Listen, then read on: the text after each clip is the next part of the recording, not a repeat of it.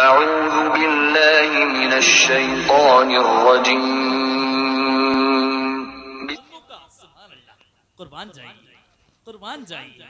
माँ को बड़ी अजमत हासिल है। और मैं तो ये कहता हूँ कि मुस्तफ़ा की आमद से पहले जितना बदतर से बदतर औरत को देखा जा रहा था, मेरे आका की आमद हुई तो औरत को अजमतें, सुभान अल्लाह, सुभान औरत अल्लाह। को रिफ़अतें हासिल हो गई, सरबुलंदियां सरफराजियां हासिल हो गई, वो अजमतें हासिल हुई कि बच्ची है तो वो रहमत है, बेशक। बीवी है तो रहमत है, और माँ बनी तो उसके कदमों के नीचे जन्नत सुभान है। अल्लाह, सुभान अल्लाह। माँ बनी तो उसके कदमों के नीचे जन्नत रही। साहबी रसूल अर्ज करते हैं, या रसूल अल्लाह, सुम्मा मन, इसके बाद कौन? मेरे आका इरशाद फरमाते हैं, उम्मू का, तेरी माँ। चौथी मर्तबा फिर अर्ज करते हैं, या रसूल अल्लाह, सुम्मा मन। आका इरशाद फरमाते हैं, अबू का, तेरा बाप। चौथी आहा, सुभान अल्लाह। तेरा बाप, तेरे हुस्न सुलूक का। तीन मर्तबा तेरी माँ, चौथी मर्तबा तेरा बाप। गोया कि यहाँ अल्लाह के रसूल सल्लल्लाहु अलैहि वसल्लम ने बताया कि माँ ने जो तकलीफें उठाई हैं तुझे इस दुनिया में लाने के लिए, इसकी वजह से तीन मर्तबा आका ने माँ के लिए फरमाया। बाप भी तकलीफें उठाता है, बेहद तकलीफें उठाता है, इतनी तकलीफें उठाता है कि जब अपने बच्चों को भूखा देखता है या किसी परेशानी में मुब्तला देखता है तो वो अपने आराम को पालाए ताक रखता है, समझे। लेकिन माँ को जो तकलीफ होती है, माँ को जो तकलीफ होती है, माँ जो दुख उठाती है बच्चे को पैदा करने में, बच्चे को इस दुनिया के में लाने में, उसकी मिसाल नहीं मिलती, मिसाल नहीं मिलती। मैं अपने नौजवानों से कहता हूँ कि थोड़ी देर के लिए तसव्वुर करो, सोचो, थिंकिंग लाओ, सोच लाओ, अपनी फिक्र पैदा करो कि अगर तुम नौजवान हो, तुम माँ होते तो, तुम माँ होते तो, तुम अपने बच्चों को अपने पेट से पैदा करते तो, एहसास कर, और एहसास का दिल लाओ। फिर तुमने ये क्यों नहीं सोचा कि हमारी माँ ने हमें कैसे पैदा किया, हमारे बाप ने हमारी परवरिश कैसे की। फिर आज ये मेरी मिल्लत के नौजवानों, मैं अपने नौजवानों को दावत दे रहा हूँ, अगर अच्छी लगे तो कबूल कर लेना, मैं अपनी जिम्मेदारी से सबकदोश हो जाऊंगा, लेकिन कल क़यामत के दिन किसी आलिम का दामन नहीं पकड़ा जाएगा, क्योंकि लाजमी और ज़रूरी नहीं कि हर आलिम हर टॉपिक पर गुफ्तगू करे, हर टॉपिक पे हर आलिम गुफ्तगू करे कि ये लाजमी ज़रूरी नहीं। एक आलिम ने कर ली, उस टॉपिक पर गुफ्तगू हो गई, उसी को पूरी कौम जो है अपना मैसेज समझे। तो मेरी मिल्लत के नौजवानों, अल्लाह के रसूल सल्लल्लाहु अलैहि वसल्लम ने इरशाद फरमाया कि अबू का, तेरी माँ। यहाँ से पता चलता है कि माँ अपना दर्जा अलग रखती है, बाप अपना दर्जा अलग रखती है, लेकिन दोनों ही इस बात के मुस्तहिक हैं कि अल्लाह ताबुदु इल्ला इय्या, अल्लाह की इबादत के बाद अगर मर्द के सबसे ज्यादा हुस्न सुलूक का कोई हकदार है, वो बिल वालिदैनि इहसाना, वो माँ बाप, वो माँ बाप है। मिल्लत के नौजवानों, अपने माँ बाप को तड़पाओगे, खुद तुम अच्छा खाओगे। प्यारे आका की हदीस, हुमा जन्नतु का वन्नारू, हुमा जन्नतु का वन्नारू का, यही माँ बाप तुम्हारे लिए जन्नत है और यही तुम्हारे लिए दोज़ख का सबब बन जाएंगे। अगर तुम अपनी हैसियत के मुताबिक अच्छा खाते हो, अच्छा पहनते हो, अच्छा पीते हो, और तुम अपने माँ बाप को नहीं खिलाते, अपने माँ बाप को नहीं पहनाते, अपने माँ बाप को नहीं पिलाते, कसम खुदा की ऐसी पकड़ होगी, ऐसी पकड़ होगी जिसका तुम्हारे पास कोई जवाब नहीं होगा। प्यारे, रातों दिन तू अपनी पेशानी को रगड़ रगड़ के मर जा। और मैं यहाँ की बात नहीं करता, वहां की बात करता हूँ जहां की एक नेकी, जहां की एक रकत दूसरी जगहों के मुकाबले में 1,00,000 रकत का दर्जा रखती है। काबे में अपने पेशानी को रगड़ रगड़ के, अपने सर को रगड़ रगड़ के मर जा। अगर तेरे माँ बाप तुझसे नाराज है तो तेरे एक सजदा भी रब की बारगाह में, एक सजदा भी रब की बारगाह में मकबूल नहीं है। मेरा नौजवान, अगर आज मेरे इस मैसेज को, मेरे इस पैगाम को, अल्लाह और उसके रसूल के पैगाम को सुन रहा है, कसम खुदा की तौबा कर ले, तौबा कर ले। तेरे सजदों से कोई फायदा नहीं प्यारे, तेरी रोजों से कोई फायदा नहीं प्यारे। तेरी माँ तो बिलक रही है, तेरा बूढ़ा बाप तो तड़प रहा है। क्या करेगा तू इन सजदों का? कहां डालेगा इन सजदों को? सारे रिजेक्ट हो जाएंगे, मरदूद कर दिए जाएंगे, मुंह पे मार दिया जाएगा। तेरा एक सजदा भी रब की बारगाह में मकबूल नहीं हो सकता। अगर तेरी माँ आहें भर रही है तो, तेरा बाप बिलक रहा है तो, क्या करेगा तू इन सजदों का? सजदे भी कर और अपने माँ बाप की सेवा भी कर, तब तो एक इंसान है। और अगर ऐसा नहीं करता, खाली सजदों में लगा हुआ है, रोज़ों में लगा हुआ है, ज़कात में लगा हुआ है, सदका और खैरात में लगा हुआ है, माँ बिलक रही है, तड़प रही है, तो तेरे मुंह पर तेरे सजदों को मार दिया जाएगा। सारे सजदे रिजेक्ट।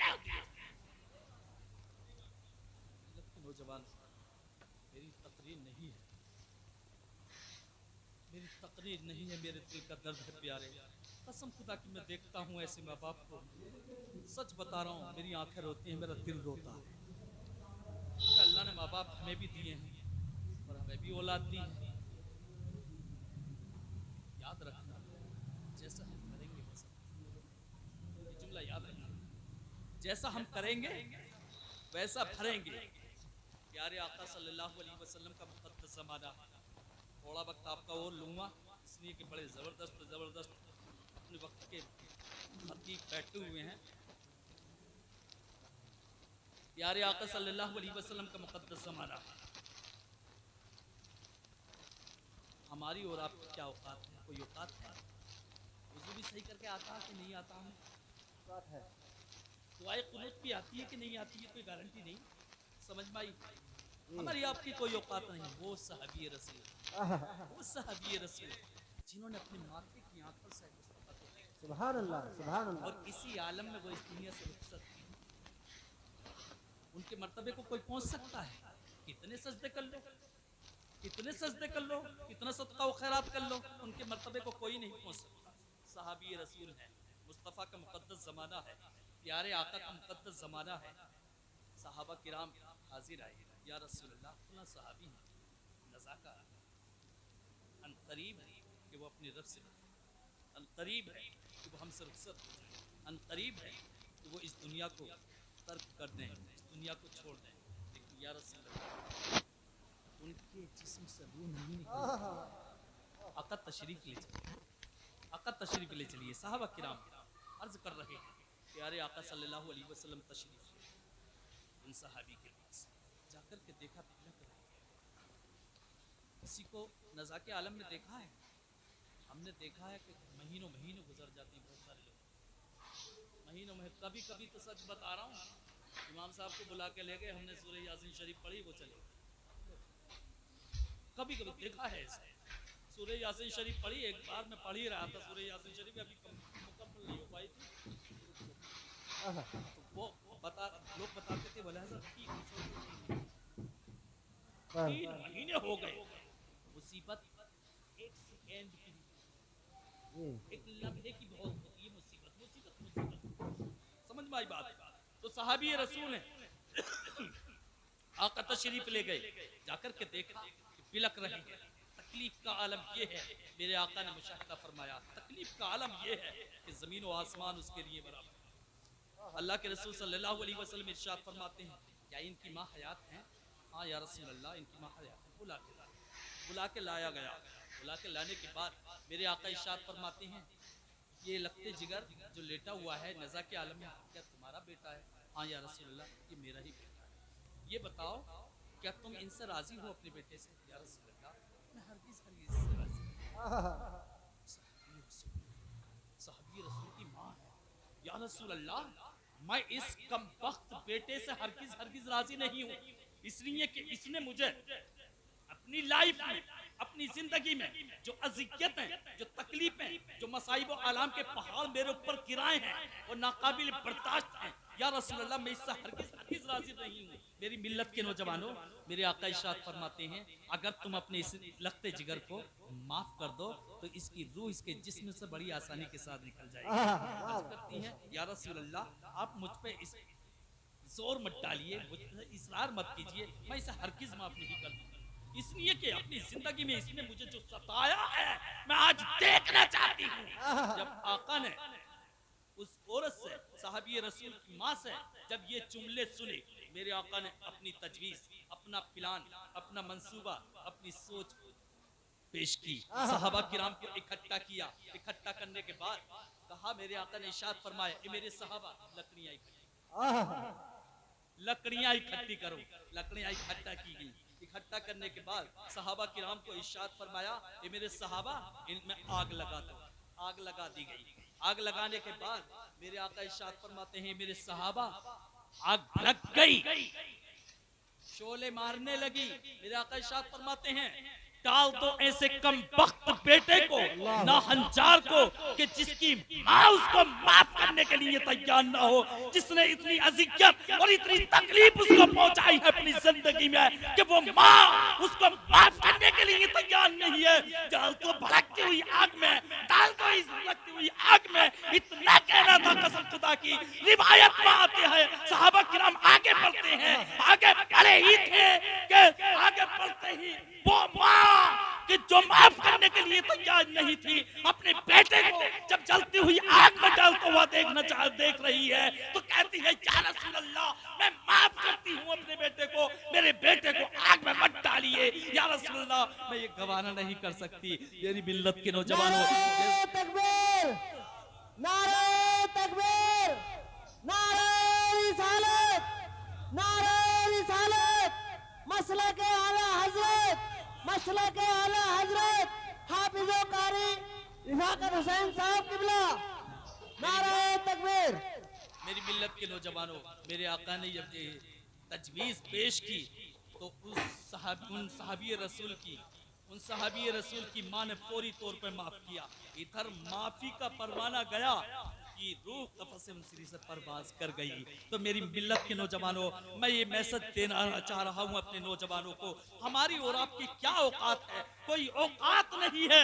कसम खुदा की, अगर हमारे माँ बाप हमसे नाराज हैं तो वो तो सहाबी रसूल थे, जब उनके जिस्म से रूह नहीं निकल रही थी, तो हमारी क्या औकात है?